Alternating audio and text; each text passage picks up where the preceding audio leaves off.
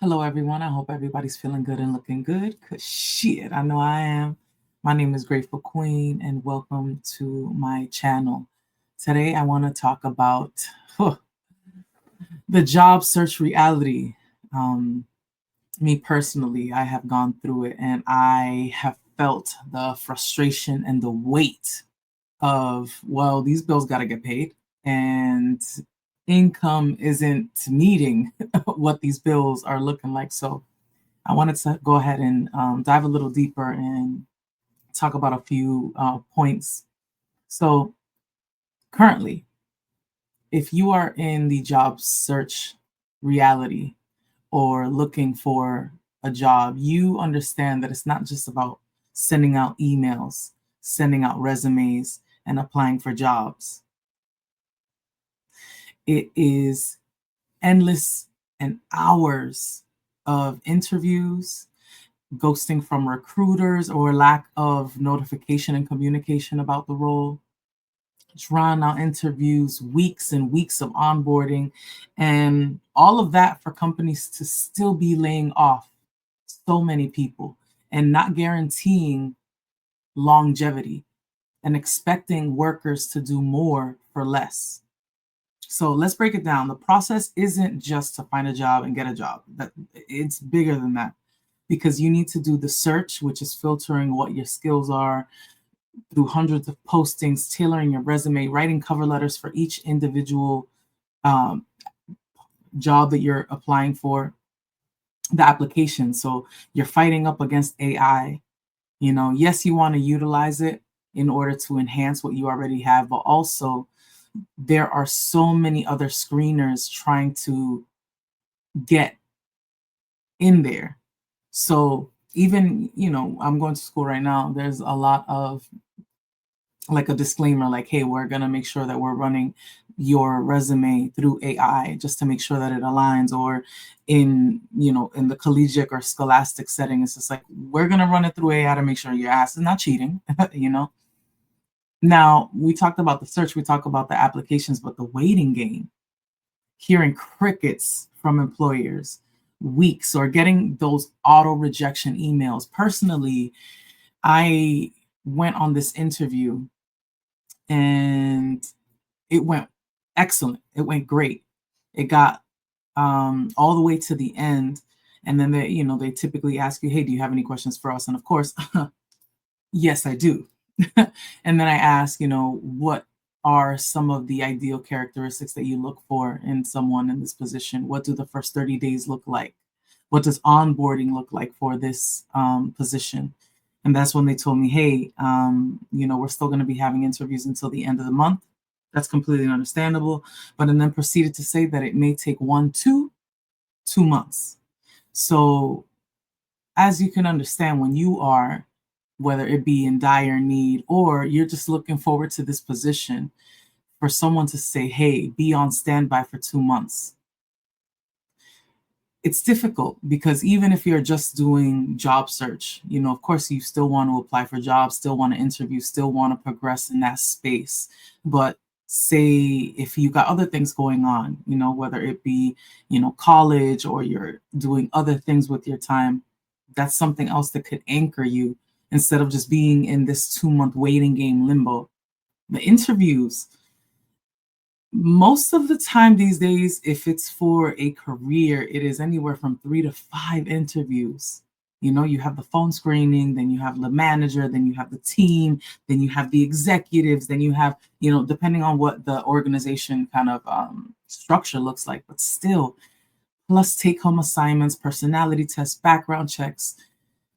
The onboarding isn't just this instant. Like, again, there are so many positions that they may love you, but what if your credit is on the line?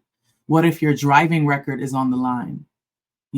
Those are major, major things that can halt this prospect.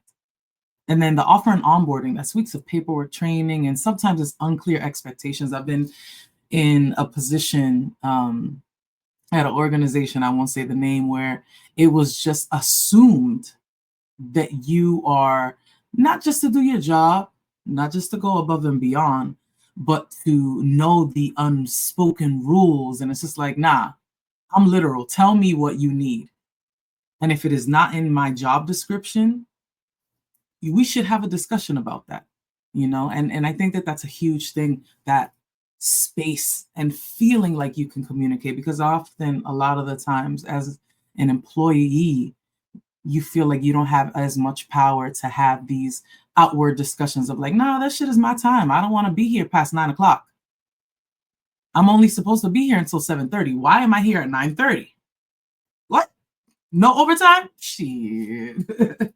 And if you're lucky enough to get through all of that, you might end up with a job where you're still underpaid, overworked, or undervalued. And that is a recipe for feeling burnt out. So let's talk about it. Why is it hard? We're talking about this, what the job search looks like. The reason why it seems to be hard is because the hiring process is a job in itself. Yeah, there are so many reasons why. More layoffs and hiring freezes. So companies are cutting staff and increasing competition for fewer jobs. So, for example, I know a lot of the times when I used to teach job readiness and workforce development, I would always tell them, typically if it's 45 minutes or longer, the interview is good, right? Or, if you are getting callbacks, that means that you are progressing. Or say they ask you for your references, that usually means that you're progressing in this job, in the job process, right? But in that same token, when they are laying off or you have a lot of turnaround, yeah, that is something that you should pay attention to. Or even in your interview, talk about that and ask about that. Like, hey, why are you opening up a new department? Or why is there a lot of turnaround here? What is the structure currently? Because I've been in a lot of positions where, say, you have people that have been there for 10 years and then you have a bunch of people that have only been there for less than a year. Why is there a gap in there? I don't know. Why is that? Secondly, automation and AI gatekeeping. So algorithms will reject a lot of the resumes. Think about it. You're getting hundreds and hundreds of applications and resumes. Of course, they're going to utilize AI, but in that same token, if you're not using the keywords, one thing that I would always suggest as a coach is that look at the job description. Yeah. Look at what the requirements are. Look at what their company or organization, what their mission statement is. Look at all of that. And now look at your resume and make sure that the keywords that they use in that job description and that job posting are on your resume to increase your chances of getting through, because that's what they're really looking for. They're looking for someone that aligns with their message, with their mission, with their organization, with what they need to do. So that is important, but not everyone knows that. Not everyone knows that. So it's important to educate and to really always be curious.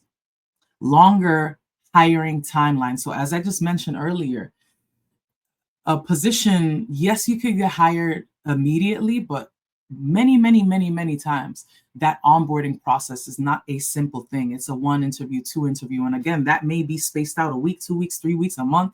And then on top of that, you go through, say you do get the position, then you go to HR. Are you doing a Corey? Are you doing a SORI? Are you doing a motor vehicle background? Are they doing, reference checks? Like all of that takes time. And then lastly, like, why is it hard? They're unrealistic job descriptions.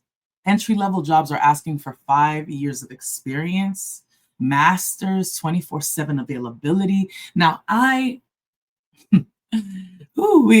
have experienced the majority of those things where you have this position that's only paying you $18 an hour, $20 an hour, and they're expecting you to have a master's. Or say you apply for, say, a third shift, right? There's a reason why you apply for third shift, yeah? They will ask you for 24/7 availability, or hey, you can't leave until the other person gets there. That's a company problem, not a worker problem. Yeah. So thinking of all of these unrealistic things, or the people that expect you to not only do your job, go above and beyond, but to go to the point to your detriment, or the point where you are being altruistic and you don't even think about yourself. I hate to say it, but we're family. Are you though? Would family leave you in certain positions, like burnt out or underworked or undervalued over years of time? I don't think that that's what we should be looking for or striving for in the workplace. And on top of all that, many companies are valuing their employees the way that they aren't valuing the way that they should, sorry, leading to resentment and people job hopping just to stay afloat. I find great problem with when you are at a job and everyone at that job got 2 or 3 jobs. Everyone at that job has 2 or 3 jobs. And it isn't for leisure. It's typically out of necessity. Don't get me wrong. If it is out of leisure and more of hobby that you get paid for, great. But I have been in many, many, many positions where they are expecting you to go above and beyond, but you need to have 2 or 3 jobs to stay afloat whilst being above and beyond. Now, I didn't want to just put this to be a pity party. So I did want to talk about, how do I stay sane? How do we stay sane when you're doing a job hunt? So with all of those challenges, it's easy for it to be unmanageable. But first and foremost, let's talk about a couple ways to avoid burnout and still be focused. So set a job search schedule. This definitely helps me. Like if it's say Google Calendar or something like that, that shit is crucial to me. Treat it like a work day. Block it out. Block it out on your time. Dedicate a few hours, yeah, and then disconnect. So focus. It really does take a full-time job to get a quality full-time job. So as you are searching your career, make sure that you are treating it like it is a career. Use your network. And this, even I, someone that I consider myself very charismatic, I think it is something that I sleep on, but using your network, connect with people that you know, connect with people from your past that you have seen in passing in a professional setting. That is crucial. Customize, but don't overthink what you need to do. So for your resume, look at what you already have skills in, look at what you are good at, and tailor it that way, rather than just applying for everything willy-nilly. For you to align your resume will increase your chances. Follow up and stay persistent. Don't be afraid to check in with recruiting and hiring managers. This is crucial. Send that thank you letter. You know why? It's not just for the niceties. It's for you to stay on top of their list, for you to be at the forefront of their mind. And know your worth. This is interesting. If an employer is making you jump through excessive hoops, ask yourself, is this the right place for me? And also know your worth of, if it is a position that they offer you X amount and you know that you can't do that, counter.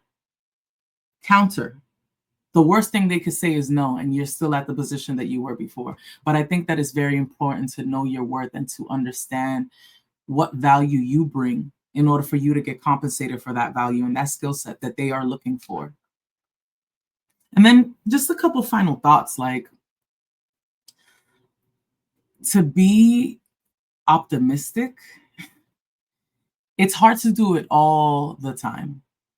And to be this toxic happy and this like happy-go-lucky all the time, it's hard when you are in circumstances that may not reflect that. But I hope everybody listening to this video, if anybody's listening to this video, still pushes on and still stays consistent, because consistency will get you there. That drive will get you there. To feel resilient will get you there. That shit is crucial in order for you to continue in this journey. So if you feel like you're struggling, no, it's not only you. Shit, me. The job market is tough right now, and the process is exhausting. The whole process is exhausting. So keep pushing forward. You got this. But in addition to that, think about there is opportunity coming your way.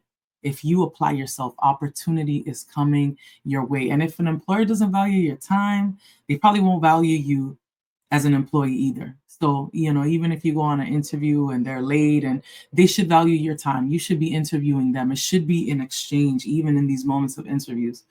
So, think about job searching in the long run, keep pushing, make sure that you not only look at the hurdles, but you overcome those hurdles. And again, if you found this helpful, don't forget to like, comment, share, subscribe, do all those great things. And I hope everybody's feeling good and looking good, because shit, I know I am. And I'll check y'all out. Bye.